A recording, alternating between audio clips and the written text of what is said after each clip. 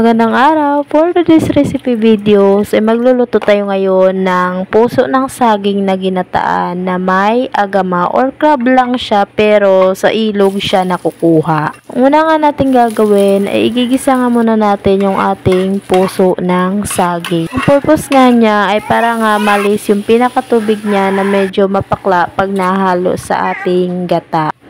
Takpan nga lang natin for 5 minutes and then lagyan ng konting soy sauce and then halo-haluin lang ng konti. Tapos ilagay na natin yung ating gata at saka yung agama na tinatawag nila dito sa probinsya. Pero para lang siyang crab pero sa ilog siya nakukuha. First time nga namin tong ginataan at first time ko rin tong matitikman kung ano talagang lasa niya.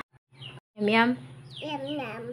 So, ngayon guys, it's my turn. Tara, tikman na natin kung ano talagang lasa o anong pinagkaiba ng lasa sa crab ng ilog at saka sa crab na nakukuha talaga sa dagat.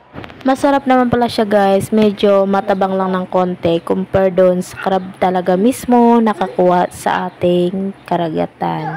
That's it for today's video guys. Salamat sa inyong pagtanaw. Bye!